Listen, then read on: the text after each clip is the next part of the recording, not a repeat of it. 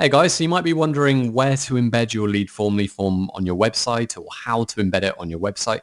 In this video, I'm going to do a very quick walkthrough showing you how to actually get your form up and running on your website, as well as go through some of the best practices and advice that we'd recommend around where to embed your form. So when it comes to where the best place to put your form on your website is, there's really no right or wrong answers. We've seen really great results from having forms on homepages. We've also seen really great results from having forms on dedicated pages. We've seen great results from having them in pop-ups and all kinds of variations. So there's no one size fits all kind of best way of doing it or worst way of doing it. It really comes down to understanding where does it make sense for your visitors.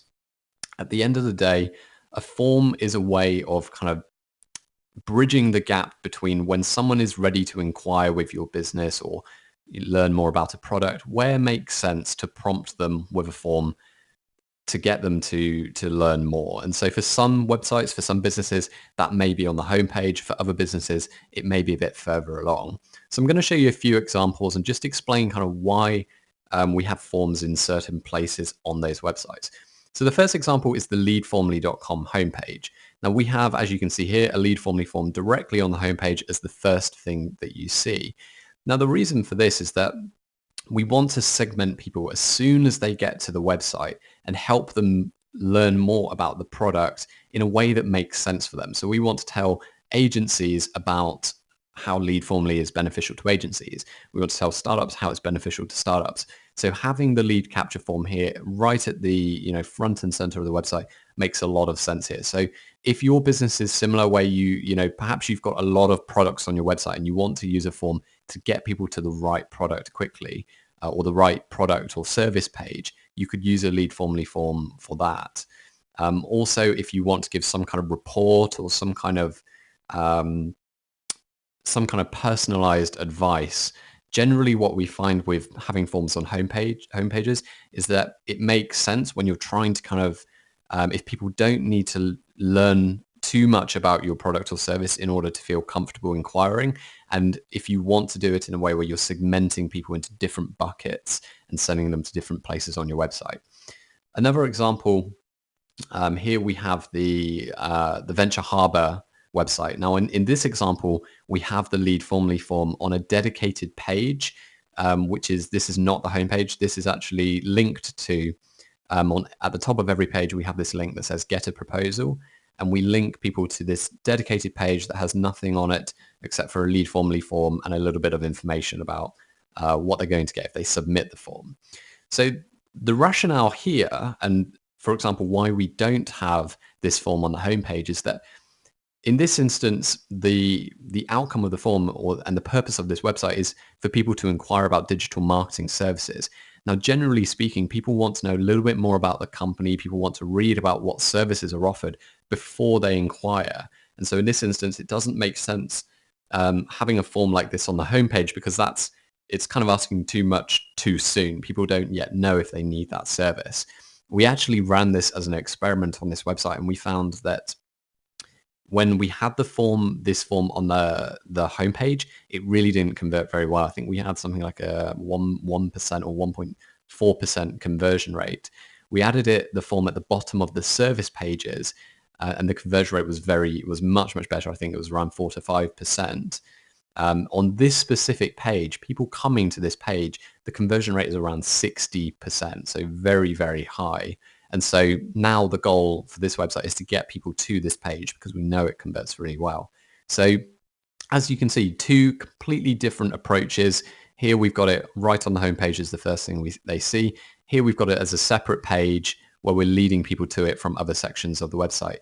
My advice, if you're not sure which one would work best for you, is to just run a test. I mean, the end of the day, we don't know what is going to work best until we've run a test and we've experimented and found out for sure. So a lot of people often ask us, should this be in a pop-up? Should it be directly in our website? Should it be on the homepage? Generally, what I'd advise is, just start with something simple. Start with just putting it on its own page or add it to your current contact page or your current service page and just see what happens.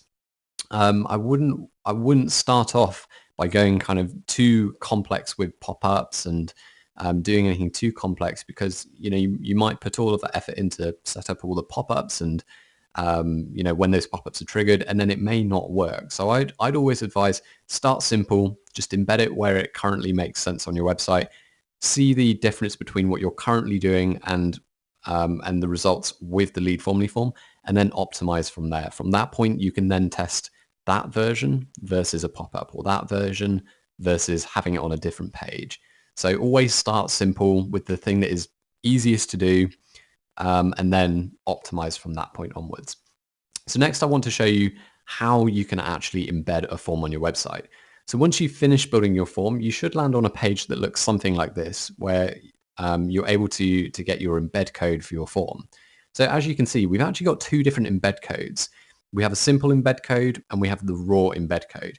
So let me explain the difference between these two embed codes, because they both have pros and cons. So the simple embed code is very quick and easy to do. This loads everything from your form from Leadformly's servers. So the advantage of this is that it means if you make changes to your form, perhaps you want to change the color of a button, it will automatically update the form on your website without you having to re-embed the code. The downside of this, however, is that this embed code means that your form will be a little bit slower on your website, because in order to load that form on your website, it has to go all the way to Leadformly servers and then get everything back to your website. So it might take a few seconds to load, which may have some impact on your conversion rate. The raw embed code, on the other hand, has the kind of the inverse pros and cons. It's very, very fast because it loads everything directly, or almost everything directly from your website. So it's much quicker to load. The downside, however, is that because it loads everything from your website, if you do make a change to your form in Leadformly, you'll have to update your embed code so that all those changes are reflected. So generally, what I advise and what I typically do when using Leadformly is, when I'm kind of still editing the form and I'm kind of in build mode, I'll use the simple embed code.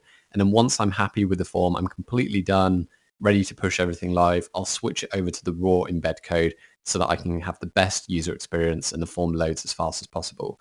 And then if I need to make a change in the future, I'll just update the embed code. So I'll just show you how this works. I'm assuming in this example, we're going to use WordPress. Typically, most of our customers are using WordPress on their website. If you are using something different, perhaps Magento or Drupal or HubSpot CRM, or some kind of landing page builder, the process is exactly the same. All you need to do is copy and paste this embed code directly into wherever you want the form to appear in your content management system, whether that's HubSpot or Drupal or Magento, etc. In this example, though, we're going to use WordPress.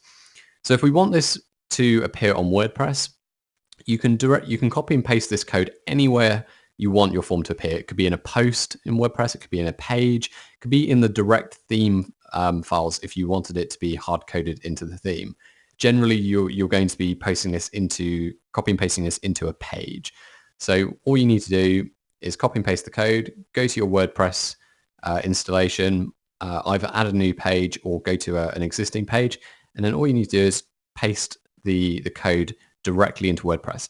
Make sure that you are using the text mode, because if you post this in visual mode, what will happen is it will sometimes, as you can see here, it will break some of the tags. So you need to be when you copy and paste it, you need to be in text mode. Just copy and paste it there, save as a draft or update the post, and then it should look something like this. So you may, once you've pasted your form into WordPress or whichever CMS you're using, you may want to kind of adjust some of the sizes of your form or colors, just so that it matches your website perfectly. But generally speaking, once you've, it should look, identically to how it looks in Leadformly, and then you can just adjust it to make any further changes. But it's really as simple as that. All you need to do is copy and paste the embed code where you want it to appear on your website, save that page, and you're all done.